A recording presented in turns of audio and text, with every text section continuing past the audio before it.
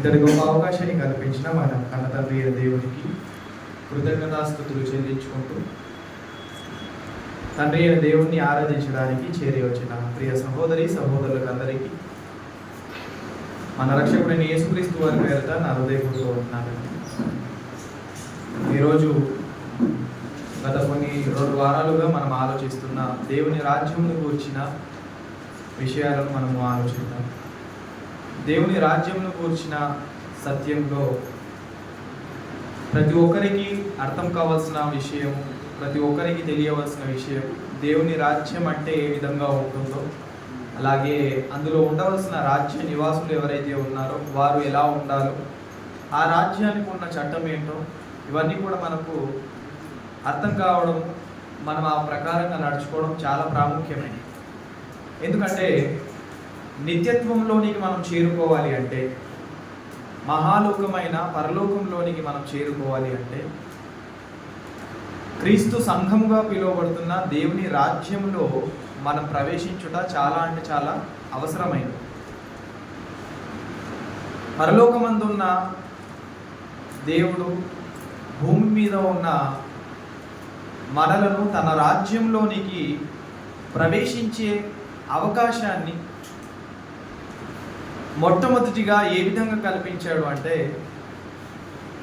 క్రీస్తు సంఘములోనికి ప్రవేశించిన తర్వాతే ఆ పరలోకంలోనికి ప్రవేశించగలరు అన్న విషయాన్ని తెలియజేసేది. ఎవరైతే దేవుని రాజ్యముగా పిలువబడుతున్న క్రీస్తు సంఘములోనికి ప్రవేశించరో వారు పరలోక రాజ్యంలోనికి ప్రవేశించుట దుర్లభం. కాబట్టి భూమి మీద ఉన్న దేవుని రాజ్యముగా పిలువబడుతున్న క్రీస్తు సంఘములోనికి మనం ప్రవేశించాలి. ఆ సంఘము యొక్క సభ్యులు ఎలాగైతే నడుచుకోవాలో ఆ విధంగా నడుచుకోవాలి. ఎవరైతే క్రీస్తు సంఘ నియమాల ప్రకారంగా నడుచుకుంటారో వారు మాత్రమే నీతిమంతులుగా తీర్చబడతారు. ఎవరైతే నీతిమంతులుగా తీర్చబడతారో వారు పరలోక రాజ్యంలోనికి ప్రవేశించే అర్హతను పొందుకుంటారు. ఇదొక క్రమమైన విధానం. ఈ క్రమాన్ని మనం పాటించలేదు, లేక ఇతరులు పాటించలేదు అంటే నష్టపోయేది దేవుడు కాదు, మనమే అన్న విషయాన్ని గమనించాలి. ఎందుకంటే దేవుడు అన్ని విషయాలను వ్రాయించి పెట్టారు, ప్రతి విషయాన్ని మనకు తెలియజేశారు కదా. పూర్వీకుల ద్వారా ఎలా తెలియజేయాలో ఆ విధంగా తెలియజేశారు. పితరుల కాలంలో వారికి ఏ విధంగా తెలియజేయాలో ఆ విధంగా తెలియజేశారు. ధర్మశాస్త్ర కాలంలో వారికి ఎలా తెలియజేయాలో వారికి అలా తెలియజేశారు. అలాగే యేసుక్రీస్తు ద్వారా మనకి ఎలా తెలియజేయాలో అలా తెలియజేశారు. కాలానుగుణంగా ప్రతి విషయాన్ని ఆయన తెలియజేసుకుంటూనే వచ్చాడు. ఇక వాటిని తెలుసుకొని అర్థం చేసుకొని ఆ ప్రకారంగా జీవించి నిత్యత్వంలోనికి వెళ్ళే బాధ్యత మనది. ఇది దేవుడి మీద నిరస్థాపన వేయడానికి ఆదమవల కాలం కాదు. వాస్తవానికి వారు పొరపాటు చేశారు, అలాంటి పొరపాటు మనం చేయడానికి వీళ్ళు.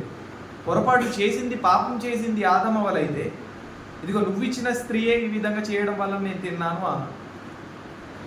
మరి నువ్వెందుకమ్మా అలా చేసావు అంటే, ఇదిగో అపవాది సర్పం మోసపుచ్చినందుకే నేను ఇలా తిన్నాను. అంటే ఒకరి మీద ఒకరు నిరస్థాపన చేసుకున్నారే కానీ మనం ఏంటో, మనం చేసినది ఏంటో ఎరిగిన వారిగా మనం లేకపోతే ఆదమవ్వలు ఏదైతే తప్పు చేశారో అదే తప్పును మనం కూడా చేసిన వారిగా ఉంటాం.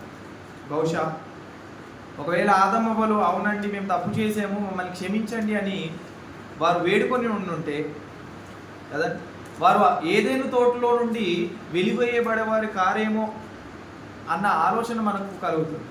ఎందుకంటే దేవుడు మొరపెట్టుకుంటే ఆయన ఆలకించేవాడు, సహాయాన్ని కోరుకుంటే సహాయం చేసేవాడు, మా వల్ల తప్పయింది అని చెప్తే క్షమించేవాడు కదా. ఆయన మూర్ఖంగా ప్రవర్తించేవాడు కాదు. వన్స్ ఒకసారి దేవుణ్ణి వేడుకున్నాము అంటే ఆయన ఖచ్చితంగా క్షమించేవాడే. కానీ ఆదమవ్వలు అది చేయలేదు. ఇన్ని విషయాలు తెలిసిన తర్వాత కూడా మనము మన స్థితి ఏంటో ఎరగని వారిగా, మనం చేయాల్సినది ఏంటో ఎరగని వారిగా మనం ఉన్నాము అంటే దేవుని రాజ్యముగా ఉన్న పరలోక రాజ్యంలోనికి ప్రవేశించుట అసంభవం. కాబట్టి మనము క్రీస్తు సంఘ సభ్యులుగా ఉండాలి అంటే, క్రీస్తు సంఘములో మనము సభ్యత్వాన్ని పొందుకోవాలంటే మొట్టమొదటిగా ఆయన తెలియజేసినట్టుగా ఒకడు నీటి మూలముగాను ఆత్మ మూలముగాను జన్మించితేనే కానీ దేవుని రాజ్యంలోనికి ప్రవేశించలేడు. దేవుని రాజ్యంలోనికి అనగా క్రీస్తు సంఘంలోనికి మనం ఎంటర్ అవ్వాలంటే బాప్తిస్మం అనే ఒక గొప్ప ద్వారం నుండి అందులోనికి మనం ప్రవేశించాలి. అప్పుడే మనం ఆ రాజ్య నివాసులుగా ఉండే అర్హతను పొందుకుంటాం. ఆ తర్వాత మనం ఆయన రాజ్య నివాసులం అయిపోయాం ఇంకా పరలోకానికి వెళ్ళిపోవచ్చులే అనే ఒక ఆలోచనతో ఉంటే కాదు. మనం చేయాల్సిన కర్తవ్యము, మనం చేయాల్సిన పనులు చాలా ఉన్నాయి. ఎందుకంటే రాజ్య విస్తీర్ణ కలగజేసే బాధ్యత మన చేతిలో ఉంది కదా. రాజ్య యొక్క భారాన్ని మోసే బాధ్యత మన చేతిలో ఉంది. అనేక ఆత్మలను రక్షించే బాధ్యత మన చేతిలో. రాజ్య సువార్తను ప్రకటించాలి. ఆ రాజ్య సువార్తను ప్రకటించిన తర్వాత అనేకులను యేసుక్రీస్తు వారికి శిష్యులుగా చేయాలి. అలా శిష్యులుగా చేసిన మనము వారిని నడిపించాలి. ఇదంతా కూడా ఒక క్రమం, మనకు అప్పగించిన బాధ్యత. అందుకే రాజ్య భారము మన మీద మోసాడు కాబట్టి మనం దాన్ని మోస్తూ ముందుకు కొనసాగాలి. మరి ఆ కొనసాగే ఆ క్రమంలోనే దేవుని రాజ్యంలో ఉండే వాటి విషయంలో కూడా మనం జాగ్రత్త పడాలి. దేవుని రాజ్యంలో ఉండే ప్రాముఖ్యమైనవి మనకు తెలియజేశారు. దానికి సూచనగా కూడా మనము ఇంతకుముందు ఆలోచించాము. దేవుని రాజ్యమునకు సూచనగా, నమూనాగా ఇవి ఉంటేనే ఆయన రాజ్యంలో ఉన్నవారు, ఇది ఎక్కడైతే ఉంటుందో అక్కడ ఆయన రాజ్యం ఉన్నట్టు అన్న విషయాన్ని మనము ఆలోచించాము. రోమీయులకు రాసిన పత్రిక 14వ అధ్యాయం 17వ వచనంలో మనం ఆలోచిస్తే, రోమీయులకు రాసిన పత్రిక 14వ అధ్యాయము 17వ వచనం, దేవుని రాజ్యము భోజనమును పానమును కాదు గాని నీతియు సమాధానమును పరిశుద్ధాత్మయందలి ఆనందమునై ఉన్నది. ఇక్కడ మనకు తెలియజేస్తున్న విషయం ఏంటంటే, దేవుని రాజ్యము అంటే భోజనము పానము కాదు. ఎందుకు పౌలు గారు ఈ విధంగా తెలియజేస్తున్నారంటే, రాజ్యము అనగానే ప్రతి ఒక్కరికి గుర్తొచ్చేది ఏంటంటే, అరే ఆ రాజ్యంలో చాలా ధాన్యం ఉంది, అక్కడ నీరు సమృద్ధిగా ఉంది, కానీ దాన్ని ఏమంటారు? రాజ్యంగా అంటారు. అందుకే అబ్రహాం గారికి అలాగే లోతు గారి యొక్క పనివారికి గొడవ అవుతున్నప్పుడు, వారి మధ్య సమాధానము లేనప్పుడు అబ్రహాం గారు లోతు గారిని పిలిచి, ఇదిగో లోతు, నీకు ఏ ప్రదేశం అయితే ఇష్టం ఉందో ఆ ప్రదేశానికి నువ్వు వెళ్ళు. నువ్వు తూర్పుకు వెళ్తే నేను పరమటకు వెళ్తాను. నువ్వు వెళ్తున్న ప్రతి ఏదైతే ప్రాంతం ఉందో ఆ ప్రాంతానికి నేను ఆపోజిట్ ప్రాంతాన్ని ఎన్నిక చేసుకుంటాను అన్నప్పుడు లోతు గారు ఏ ప్రాంతాన్ని ఎన్నిక చేసుకున్నారు? సొదొమ ఆ ప్రాంతాన్ని ఆయన ఎన్నిక చేసుకున్నారు, సొదొమ గొమొర్రా.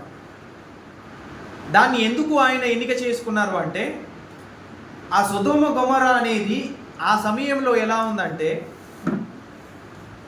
తెలియజేయడానికి, వర్ణించడానికి, మనకు అర్థం కావడానికి అక్కడ వాడిన పదం ఏంటంటే, ఒకనాడు ఏదేను తోట ఎలాగైతే ఉందో అలాగే సొదొమ గొమొర్రా ఉంది అన్న విషయాన్ని తెలియజేశారు.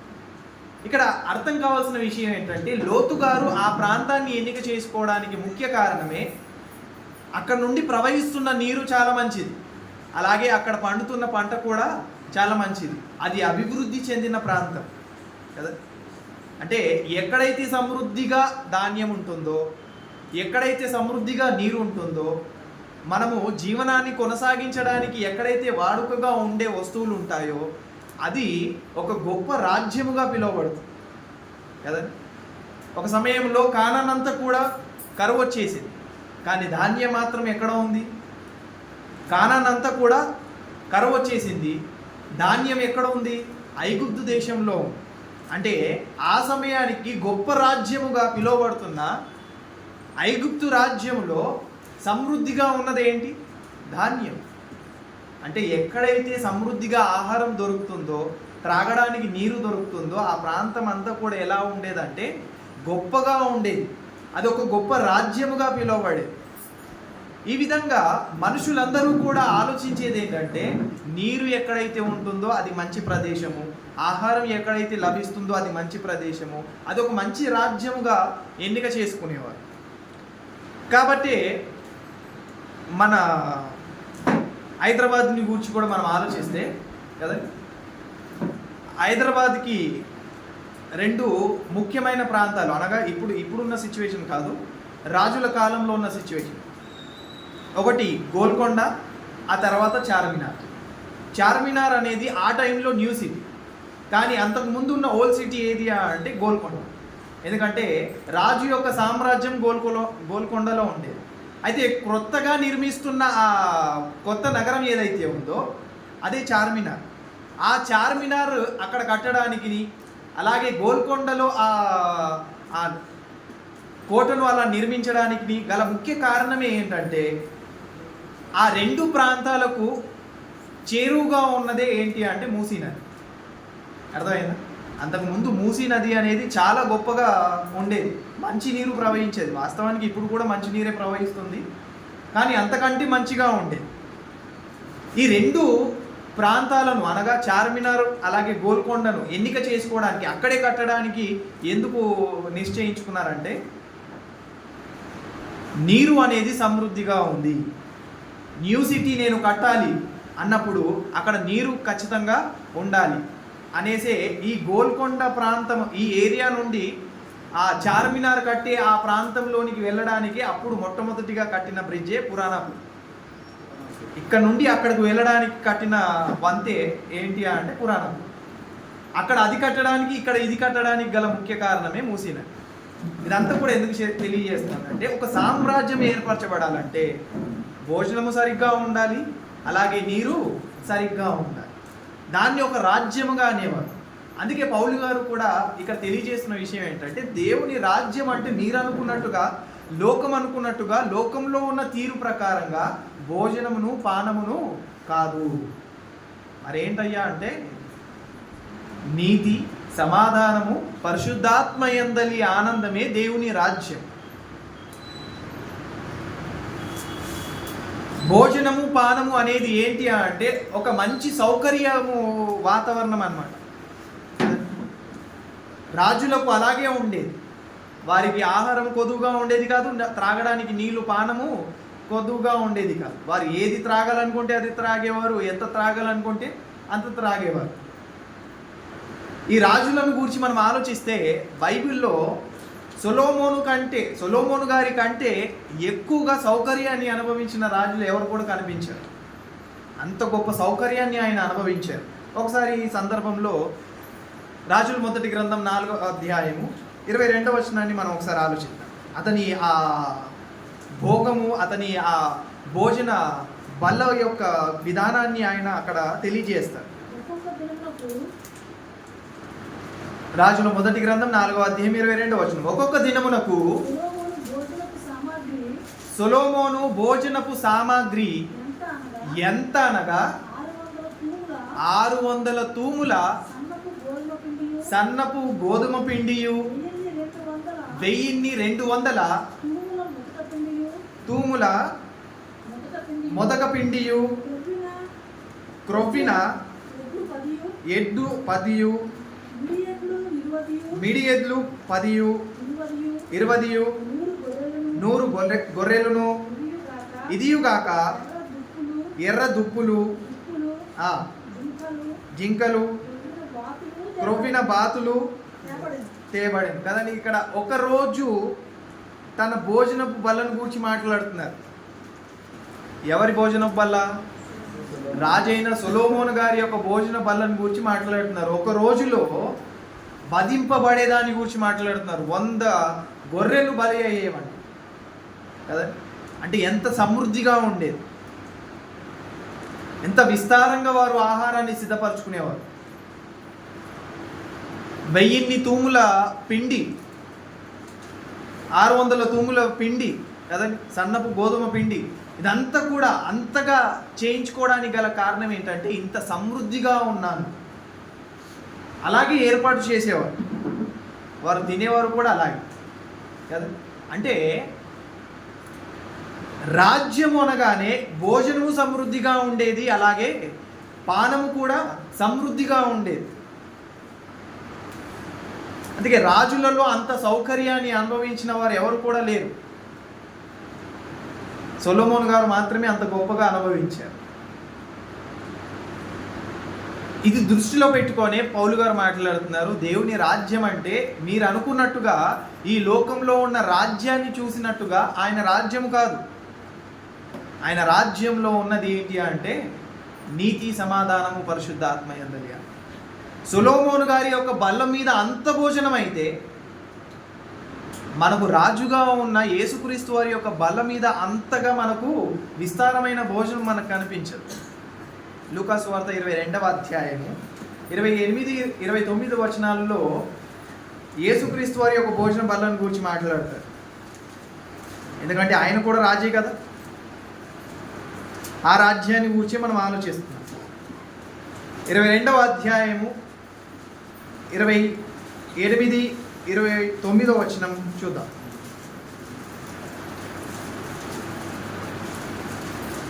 లూకా సువార్త 22వ అధ్యాయము 28, 29 వచనం. నా శోధనలో నాతో కూడా నిలిచి ఉన్నవారు మీరే గనుక నా తండ్రి నాకు రాజ్యము నియమించినట్లుగా నా రాజ్యములో నా బల్ల యొద్ద అన్నపానములు పుచ్చుకొని సింహాసనం మీద కూర్చుండి ఇశ్రాయేలీయుల 12 గోత్రపు వారికి మీరు తీర్పు తీర్చుటకై నేనును మీకు రాజ్యము నియమించుచున్నాను.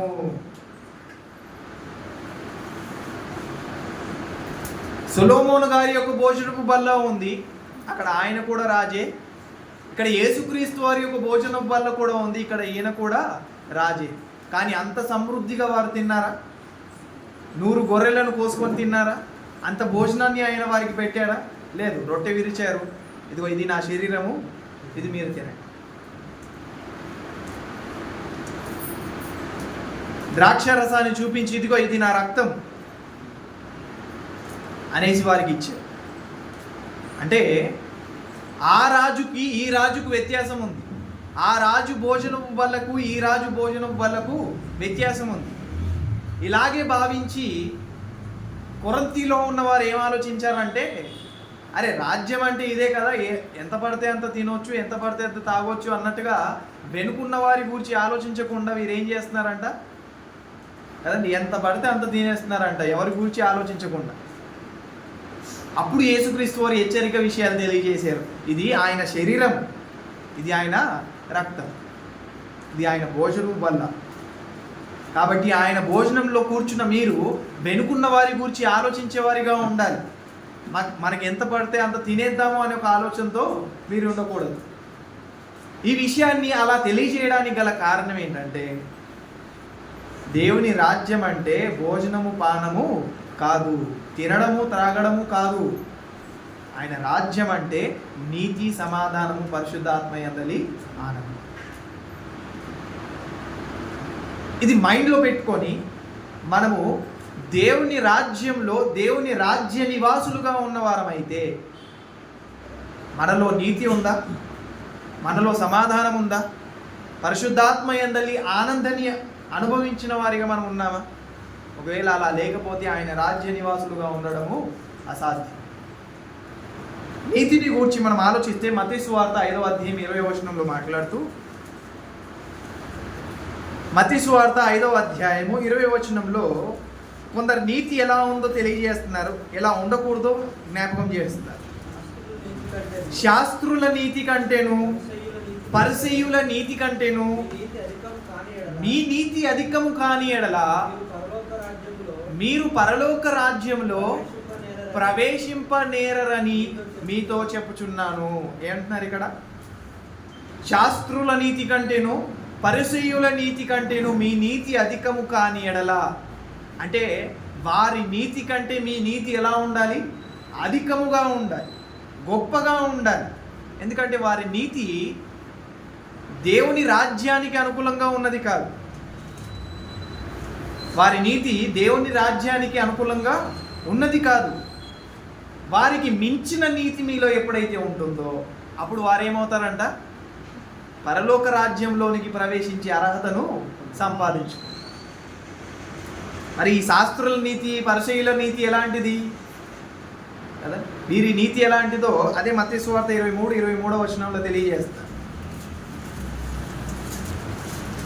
23వ అధ్యాయము మత్తయి సువార్త 23వ వచనం.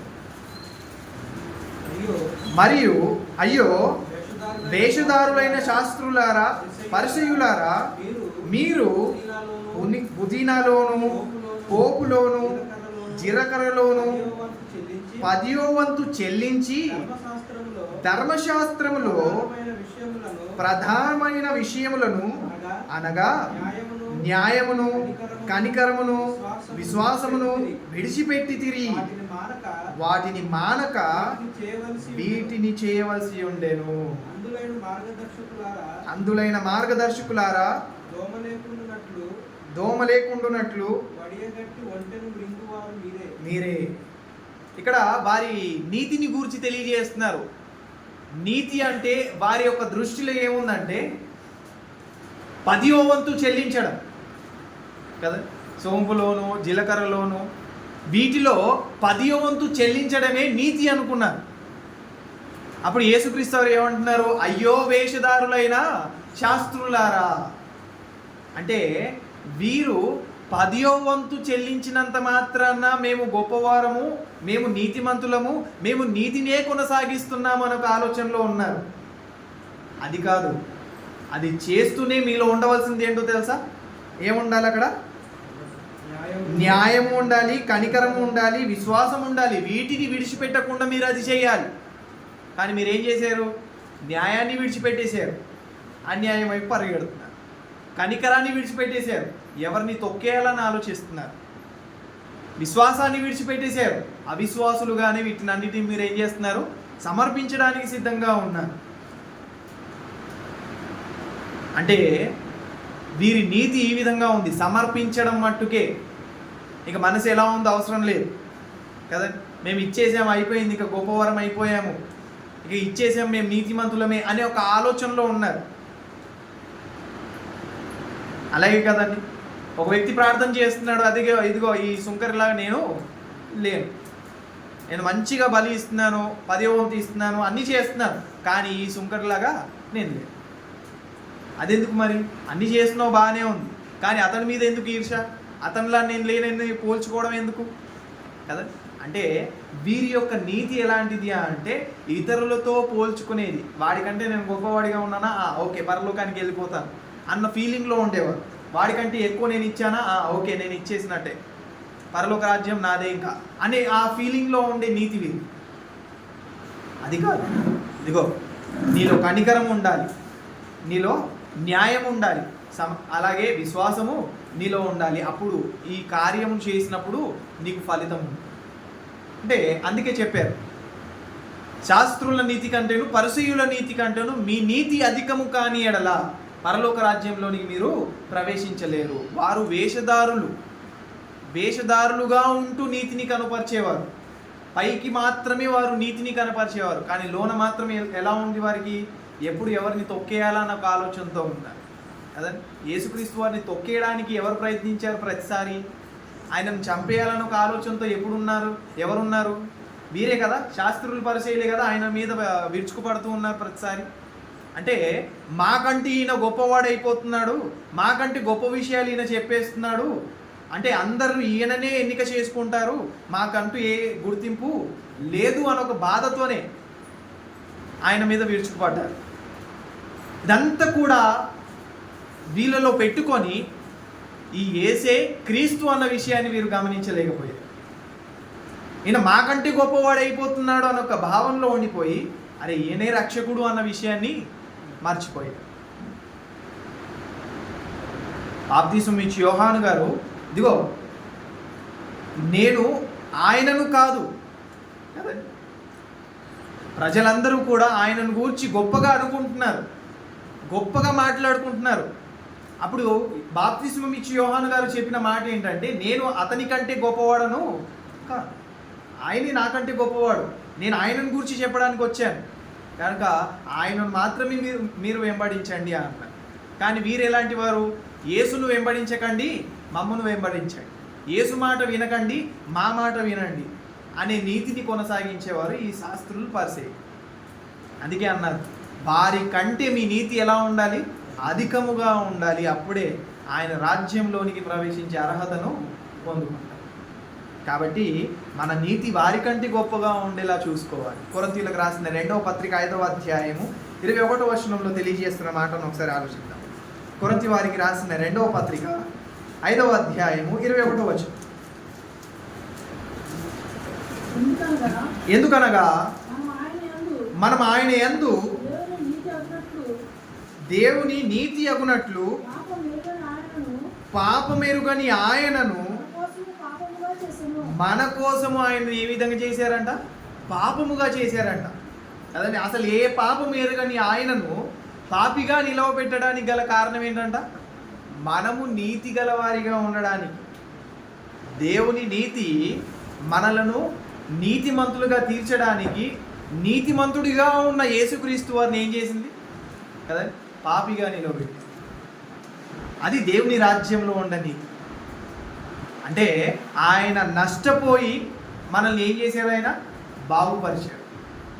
నేరమంతా ఆయన మోసి మనల్ని ఏం చేశాడు? పరిశుద్ధులుగా చేశాడు. అంటే దేవుని నీతి అనేది ఏ విధంగా ఉండేదంటే, మనము ఆ సమయానికి ఇబ్బంది పడినా ఎదుటివారికి ఇబ్బందికరంగా ఉండకూడదు. మన వలన ఎదుటివారికి మేలే కలగాలి కానీ కీడు జరగకూడదు అన్న దానికి బిగ్గెస్ట్ ఎగ్జాంపుల్ ఎవరు అంటే మన రక్షకుడైన యేసుక్రీస్తు. దేవుని నీతి మన మీద ఉండడానికి, ఆ నీతిని మనకు అనుగ్రహించడానికి ఆయన ఏం చేశాడు? మనం చేసిన పాపాలన్నిటినీ కూడా ఆయన తానే భరించాడు. మరొకసారి చదువుదాం 5వ అధ్యాయము 21వ వచనం. ఎందుకనగా మనం ఆయన యందు దేవుని నీతి అగునట్లు పాపమెరుగని ఆయనను మన కోసము పాపముగా చేసేను. అదే మనము నీతిగా అవ్వడానికి, మనము నీతిగా కనిపించడానికి యేసుక్రీస్తు వారు మన నిమిత్తము పాపాన్ని మోసి, పాపమని ఆ భారాన్ని వేసుకున్నారు, పాపమని ఆ నేరస్థాపనను ఆయన మీద వేసుకున్నారు. కారణం మనము దేవునికి నీతిగా ఉండడానికి. అలాగే మనము కూడా ఎదుటివారిని రక్షించే విషయంలో కొన్నిసార్లు మనము ఇబ్బంది పడినా మనం ఏం చేయాలి? అది చేయాలి. ఎదుటివారికి మనం సహాయం చేసినా మన మీద ఏదో లేనిపోని మాటలు వస్తూ ఉంటాయి, అయినను మనం ఏం చేయాలి? ఆ పనిని ముందుకు కొనసాగించాలి. ఎందుకంటే యేసుక్రీస్తు వారు మన పాపాలన్నింటినీ కూడా ఏం చేశాడు? మోసాడు కదా. నేను పాపిగా పిలువబడతాను, అది మంచిది కాదు అనుకున్నాడు ఆయన? లేదు. ఒకవేళ అలా అనుకుని ఉంటే మనకు రక్షణ వచ్చేది కాదు కదా. అవన్నీ ఏవి కూడా ఆయన దృష్టిలో పెట్టుకోలేదు. మనం చేసిన పనులన్నిటిని బట్టి, మనం చేసిన దోషక్రియలన్నిటిని బట్టి ఆయన అనుభవించాడు. అందుకే కీర్తనల గ్రంథం 45వ అధ్యాయం 3-4 వచనాలలో ఒక విషయాన్ని తెలియజేస్తున్నారు. కీర్తనల గ్రంథం నీతిని గురించి మాట్లాడుతూ 45వ అధ్యాయము 3-4. శూరుడా, నీ కత్తి మొలను పట్టుకొనుము, నీ తేజస్సును నీ ప్రభావమును ధరించుకొనుము, సత్యమును వినయముతో కూడిన నీతిని స్థాపించుటకు నీ ప్రభావమును ధరించుకొని వాహనమెక్కి బయలుదేరుము. కదండి, మన నీతిని మనం స్థాపించుకోవడానికి మనం ఏం చేయాలి? ప్రయాసపడాలి. మనకున్న బాధ్యతను మనము చేపట్టాలి. ఆయన రాజ్య నివాసులుగా ఉండాలి అనుకున్న ప్రతి ఒక్కరు కూడా నీతిలో ఉండాలి. ఆ నీతి నిమిత్తం ఏమవ్వాలి? హింసింపబడాలి. ధన్యతను గురించి మాట్లాడతారు, అదే చెప్తారు కదా. నీతి నిమిత్తం హింసింపబడువారు ధన్యులు, పరలోక రాజ్యము వారు. ఎవరైతే నీతి నిమిత్తము హింసింపబడతారో, ప్రయాసపడతారో, వారు ఆ రాజ్యాన్ని సంపాదించుకుంటారు. కాబట్టి మనం నీతిగా ఉండాలి. మనం నీతిగా ఉండడానికి యేసుక్రీస్తు వారు పాపిగా నిలవబడ్డారు. మనం నీతిగా ఉండడానికి యేసుక్రీస్తు వారు అంత పెద్ద శిక్షను అనుభవించారు. మనం నీతిగా ఉండడానికి, దేవుని దృష్టిలో మనము నీతిగా కనబడడానికే అన్నిటినీ ఆయన భరించారు. అందుకే నీతిగా నడుచుకోవడానికి మనము ప్రయత్నం చేయాలి. లూకాసు వార్త 18వ అధ్యాయం 9వ వచనంలో కూడా మాట్లాడుతూ, లూకాసు వార్త 18వ అధ్యాయము 9వ వచనం,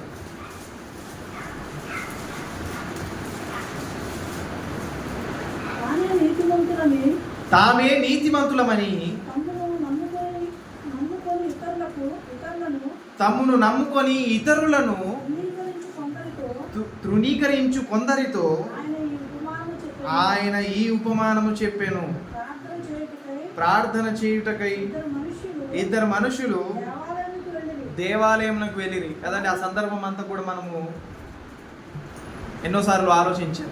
ఇద్దరు వ్యక్తులు వెళ్ళారు ప్రార్థన చేయడానికి కదండి. ఇందాక జ్ఞాపకం చేసినట్టుగా, ఇదిగో ఆ వ్యక్తిలాగా నేను లేను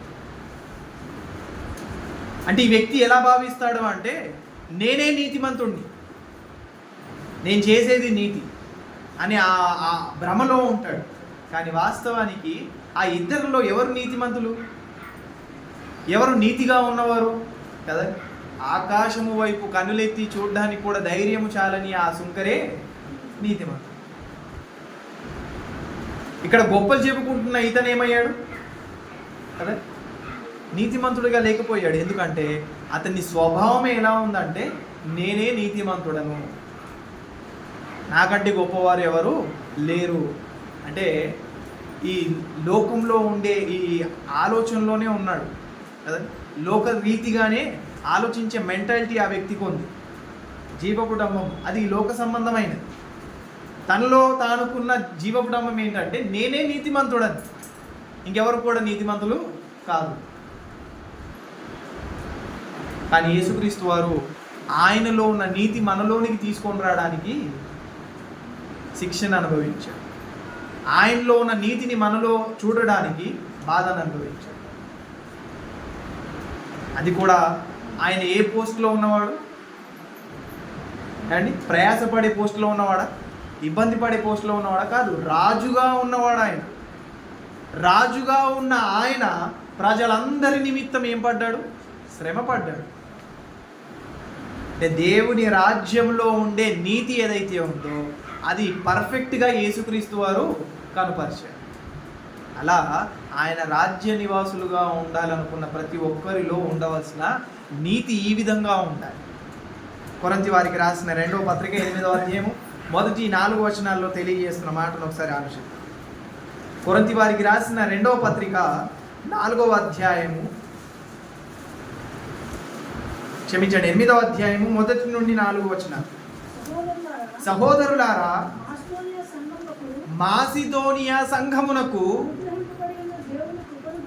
అనుగ్రహింపబడిన దేవుని కృపను గూర్చి మీకు తెలియజేయుచున్నాము.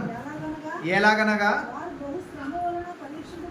వారు బహు శ్రమ వలన పరీక్షింపబడగా అత్యధికముగా సంతోషించిరి,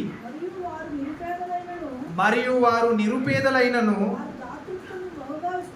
వారి దాతృత్వం అనేది ఏ విధంగా ఉందంట? బహుగా విస్తరించాను.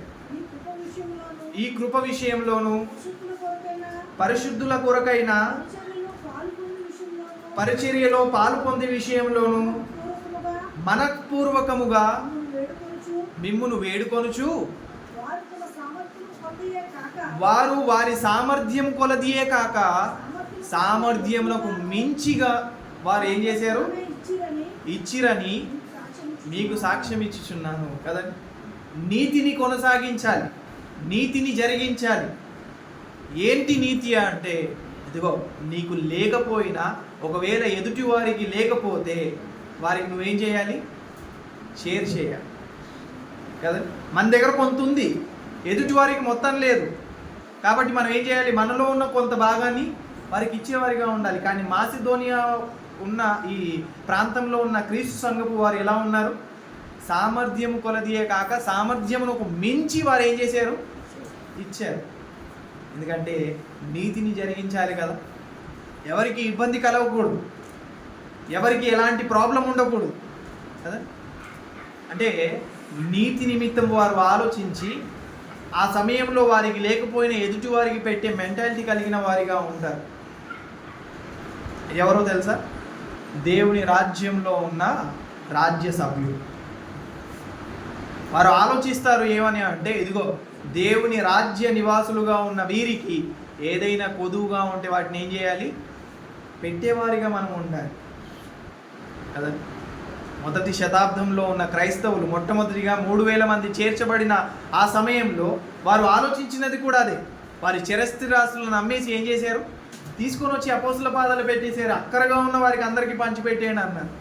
అంటే నీతి అనేది ఎవరిలో అయితే ఉంటుందో, దేవుని రాజ్య నివాసులుగా ఉండాలనుకున్న ప్రతి ఒక్కరూ కూడా నీతి క్రియలను జరిగించేవారిగా ఉంటారు. అందులో ఒక క్రియ ఏంటి అంటే, ఇదిగో ఎదుటి వారికి పెట్టే స్వభావం గలవారిగా నువ్వు ఉండాలి. ఆ మెంటాలిటీ నీలో ఉండాలి. నా దగ్గర ఉంది ఇంత, ఎదుటివారికి లేదు, కాబట్టి నేనేం చేయాలి? ఇవ్వాలి.